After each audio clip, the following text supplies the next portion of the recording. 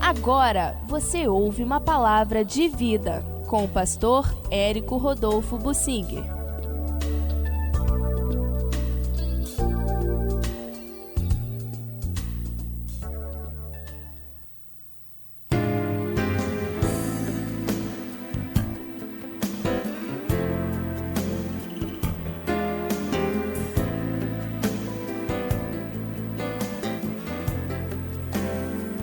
O mundo não muda, mas o justo tem seu refúgio em Deus. O mundo não muda, a natureza humana também. E a Bíblia diz que o ímpio também não muda. Não se pode mudar a pele do etíope, a pessoa de pele escura, como não se pode mudar as manchas do leopardo, porque Deus fez assim. Quando Deus criou, foi assim. Então, existe essa expressão na Bíblia: não tente mudar a natureza. Mas, enfim, se nós temos uma natureza pecaminosa, não há justo nenhum sequer, ninguém é capaz de fazer o bem, a nossa natureza é decaída, então não há esperança para nós? Sim, há sim. Quando a gente crê no Senhor Jesus e se entrega a Ele conscientemente, e nós temos livre-arbítrio para isso, para tomar essa decisão, então o Senhor nos dá uma nova natureza, o Espírito, e através dessa nova natureza nós podemos dominar, matar não consegue, mas a gente consegue controlar, dominar a antiga natureza carnal e inclusive fazer muita coisa boa. Nós estamos neste mundo e alguns aspectos são importantes. Não tente mudar o mundo. O mundo continua o mesmo, posto no maligno. Não tente mudar as pessoas se o Espírito Santo não agir. Quem pode mudar é o Senhor, quando a pessoa se arrepender, e ela vai se arrepender se o Evangelho for pregado direito para ela, porque a pessoa vir para a igreja não resolve, ela tem que se arrepender. Então, Deus quer que a gente entenda isto, e as pessoas do mundo não mudam. Eu me lembro que o pastor Juan Carlos Ortiz disse: a gente não muda nenhuma igreja não muda. Pessoas dali podem mudar, mas a igreja não muda. É interessante isto, quando algo está de uma determinada maneira no mundo, você vai se esforçar muito por tentar mudar aquilo e não vai conseguir. O mundo não muda. O ímpio não muda. A natureza dele continua sendo uma natureza decaída. Não deve haver nem diálogo com o ímpio. Não adianta. Você vai pregar o Evangelho, é diferente de dialogar com a pessoa. A gente, por educação, quando prega o Evangelho, também ouve a pessoa, mas o que ela fala não adianta nada, porque o que vale é a pregação do Evangelho, se entrar dentro dela ou não. É interessante isso, você ouve, mas normalmente não se aproveita nada de uma pessoa que só tem a natureza carnal, a natureza com a qual ela nasceu. A pessoa que só tem essa natureza é egoísta, é uma natureza decaída que ela tem. Então não adianta dialogar nem tentar mudar essa natureza. O que temos que fazer é pregar o Evangelho para que o Espírito Santo a convença e ela nasça de novo. Se isso acontecer, muito bem, mas a natureza antiga não muda. Eu acho interessante isso, a gente se consagra a Deus e há irmãos queridos, maravilhosos, que são usados por Deus poderosamente, mas a carne deles continua sendo carne. É exatamente igual à carne de um bandido, de uma prostituta, de uma pessoa de vida toda errada. A carne é carne, a nossa carne não muda, a nossa carne não muda. Muitos crentes pensam que podem melhorar a sua natureza carnal. Não conseguem. A natureza não muda. nós temos que valorizar a nova natureza recebida quando cremos, o Espírito, alimentando, dedicando tempo, lendo a Bíblia, orando e consagrando a nossa vida. Isso é o que devemos fazer. Devemos dedicar a nossa vida ao Senhor, alimentando a nova natureza para tentar controlar ou dominar a antiga natureza. E é uma guerra na qual o cristão vai estar inserido a sua vida toda. Eu quero focalizar aqui uma história acontecida com Davi, que nos ajuda a trazer para nós certos princípios que norteiem a nossa vida. O Davi foi guindado a uma posição ingenuamente. Com 16 anos, mais ou menos, ele venceu o Golias, foi adotado pelo rei Saul e logo ele se tornou chefe, digamos assim. Antes de 20 anos de idade, ele já era comandante de tropas, era genro do rei, era benquisto no palácio, admirado. Mas nós precisamos entender que o mundo é o mesmo. O ambiente de uma corte, o ambiente em um palácio político é um ambiente muito perigoso, contaminado, e a pessoa precisa vigiar muito. Salomão nos exorta para isso. Quando você estiver na presença de um rei, tome muito cuidado, porque é um ambiente minado. Se você está tendo a oportunidade de conversar com o rei, tome cuidado, porque à sua volta há muitos outros ansiosos por derrubar você. Eles se tornam seus inimigos, porque estão concorrendo com você a uma posição melhor junto ao rei. Cuidado, o ambiente de uma corte é perigosíssimo. E a Bíblia, então, nos traz um pouco da história ali na corte de Saul. Davi estava cheio de invejosos ao lado dele. E, por fim, esses invejosos, usados por Satanás, o próprio espírito maligno que veio sobre Saul e todo aquele ambiente, indispôs Davi com o rei.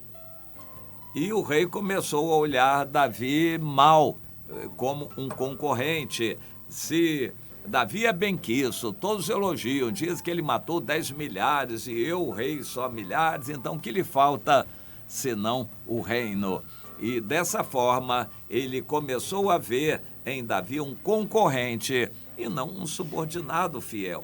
Davi era um subordinado fiel, mas o rei passou a ver em Davi um concorrente e um inimigo, e dessa forma resolveu destruí-lo. Começou a querer matar a Davi. Inicialmente, dentro do próprio palácio, tentou algumas vezes jogar a lança em Davi para matá-lo ali. Davi, como já estava vigiando, fugiu. Era jovem, muito dinâmico, cheio de energia, e conseguiu se salvar. Mas depois ele pensou, não dá mais para continuar, eu vou fugir. E realmente fugiu com a ajuda da sua esposa, Mical, que era filha do rei Saul, e ela avisou, olha, Davi, a sua situação é difícil, é melhor você fugir, porque o rei resolveu matar você. O Davi fugiu, mas fugir para onde? O coração dele, muito ingênuo, muito juvenil, sincero, amava a Deus, saiu dali e correu para a casa do Senhor, onde estava o profeta Samuel, na cidade de Ramá.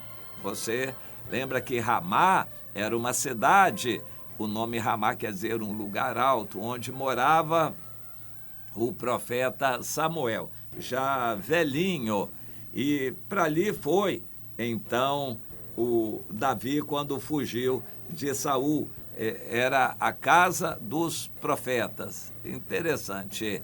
Samuel, embora fosse o sacerdote do país que oferecia sacrifícios e holocaustos, mas ele morava na casa dos profetas. Samuel era uma espécie de líder na formação de novos profetas. Casa dos profetas. E quando o Davi chegou lá, foi muito bem recebido. Mas quando contou a história, trouxe preocupação para Samuel e para os outros que estavam ali. O Samuel começou a pensar, e agora, Davi? O rei vem aqui, vai se levantar contra nós. E, de fato, isso aconteceu. Logo, logo chegaram os primeiros soldados, um pelotão para prender a Davi, e o milagre aconteceu. Eles não resistiriam. O cristão não deve resistir pela força das armas.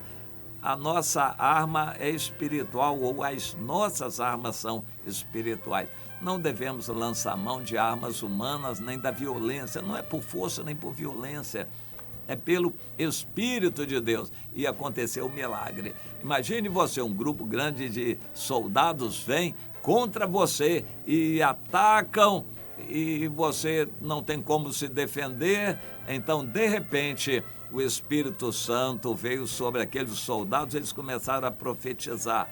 Foram transformados no seu coração e já não tinham mais vontade de prender, muito menos de matar ninguém. Eles saíram profetizando. A casa de profetas era um ambiente onde o Espírito de Deus se manifestava poderosamente.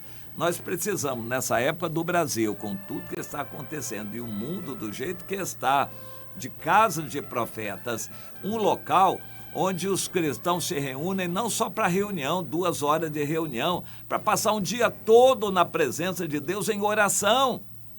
Mas não é isso que eu vejo. Quando os crentes se reúnem é para bater papo. Quando eles ficam mais do que a reunião é para bater papo. Até a própria reunião, eles se atrasam para a reunião porque estão batendo papo. E depois, quando termina a reunião, eles não continuam em oração, não, vão bater papo. E é o que gostam. Mas nós precisamos de um ambiente onde a oração seja a palavra-chave, a oração seja a tônica da coisa. Vamos ficar ali fazendo o quê? Orando, buscando o Senhor em oração. Casa de profetas, um ambiente de oração. A gente está ali orando, buscando o Senhor em consagração. Isso é uma casa de profetas. E Deus precisa, em nosso meio, de um ambiente onde as pessoas vêm para estar na presença de Deus em oração, não para ficar batendo papo. Pois é. E aí, aqueles soldados não voltaram, o rei Saul, indignado, mandou outro grupo de soldados, outros soldados, mensageiros, para também prender a Davi. E o segundo grupo também fez a mesma coisa, aconteceu a mesma coisa. E um terceiro grupo também, digamos assim, cada vez um pelotão de soldados para prender, e chegaram lá na casa de profetas, a presença de Deus era tão grande que eles profetizaram também, o segundo grupo, o terceiro grupo também. Isso me faz lembrar, em épocas passadas de avivamento, com Fina e com outros, a rua Azusa, as pessoas que iam chegando perto do local de reunião, o fogo ia caindo. Na rua Azusa, eles oravam 24 horas por dia, iam virando direto. As pessoas vinham ali para buscar o Senhor, orar, clamar, derramar o coração. E quando as pessoas vinham nas ruas próximas, aquela sensação da presença de Deus já ia tomando lugar, as pessoas já iam caindo pelo poder de Deus. É esse ambiente que nós estamos precisando, e eu quero chegar lá. Que nossas reuniões, nosso ambiente, nossos retiros sejam assim, um ambiente de busca do Senhor o tempo todo. E ali, os 3 grupos de soldados começaram a profetizar. O rei Saul ficou indignado e disse: esses soldados estão aí passando para o lado de Davi também, agora eu pessoalmente vou lá junto com os outros soldados. E quando ele chegou lá, ele também profetizou, e os soldados dele também. Então, isso para nós é um exemplo do livramento que Deus dá quando Ele quer dar. Se Ele quer que a gente morra, é para a gente estar preparado para morrer. Mas quando Deus quer nos livrar, Ele tem poder de nos livrar da maneira que Ele quiser, porque Ele é Deus. Agora, cabe a nós irmos para a casa dos profetas. O nosso refúgio onde o povo de Deus está buscando o Senhor. Comece você a desejar isso, um ambiente de busca do Senhor, de oração, de consagração, derramando a vida diante do Senhor. Comece a buscar esse ambiente também, meu irmão, minha irmã.